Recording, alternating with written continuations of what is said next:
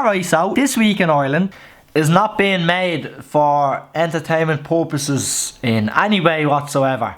Although now is probably a good time for some light-hearted comedy, some entertainment to take people's minds off of what's going on basically, but I think now is the time that people really need to focus their mind on what's actually going on. Obviously, if for some reason, if anyone has no idea what I'm talking about, I'm obviously talking about the coronavirus in Ireland specifically. If you're not in Ireland and you're somewhere else in the world, I don't know what your situation is. I'm just well aware of what's going on in Ireland. Today, at the time I'm recording this, there's 1,125 cases in Ireland.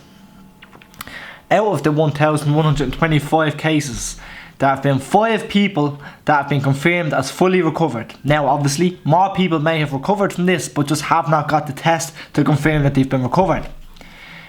6 people have sadly died. 6 people that didn't need to die. And a very small, minuscule number on what's to come, on how many people are going to die. That's 6 families that have lost a loved one over this virus. So 6 people have died and 5 have fully recovered. That's a 60% mortality rate. Obviously, of course, as I said, there's milder cases that may not be confirmed, might have even got tested or whatever. But the facts are, there's 6 deaths, 5 recoveries. So we are currently, I said it last week when we had 200 cases and now we're over 1,100. We are still currently 2 weeks behind Italy. The total cases in Italy on the 29th of March was 1,128, which is very similar to what we're at. 3 weeks later, Italy has 6,000 deaths. They currently have 63,000 cases and they have 7,432 people recovered. 6,000 deaths. We're probably 3 weeks away from that in Ireland. And if that happens in Ireland, we have such a small island, such a small community-based island. Everybody knows everybody. If 6,000 people were just wiped off Ireland just like that, the chances of everybody watching this knowing someone that has died from it is very high. Every community, especially in Dublin. Dublin has 55% of the cases in Ireland. If a large chunk, so let's say half of them, let's say 3,000 deaths are within Dublin, like where everyone in Dublin is going to know somebody. There's going to be a death in every community throughout Dublin. And this doesn't need to happen. As I said, we're 3 weeks away from this. We know what's going to happen, but sadly, the lives of those 6,000 people that are presumably going to die are in the hands of the government and are in the hands of businesses.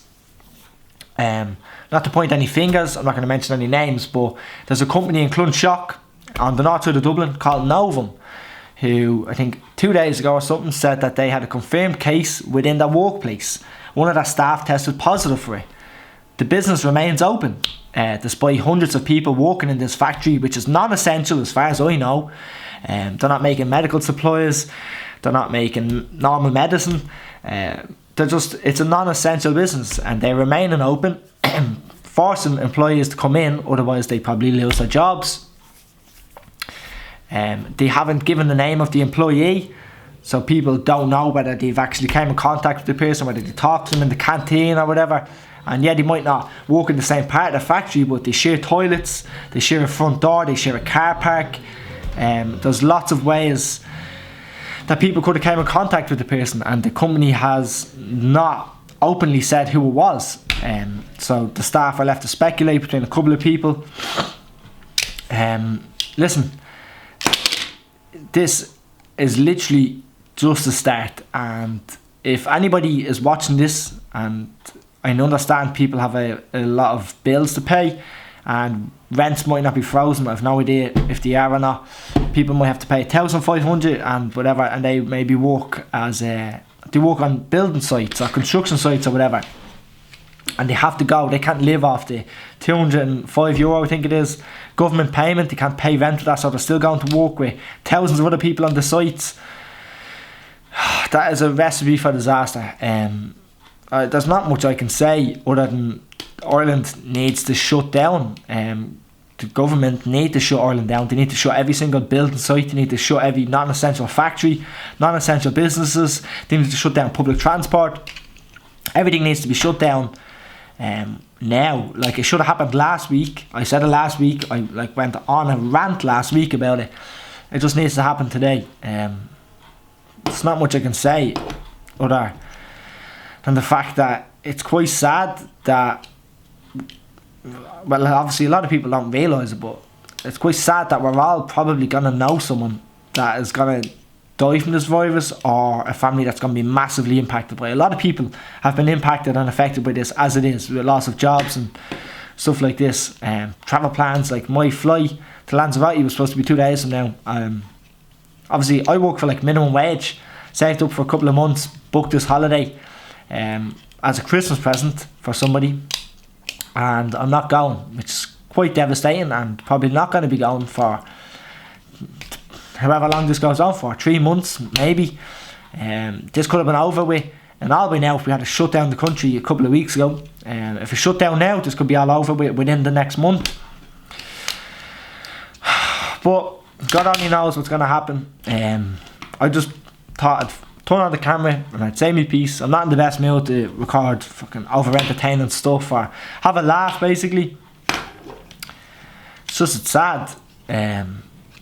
Maybe normal videos will return next week, or maybe I'll do something on the weekend, but at the moment I'm not in the mood for it.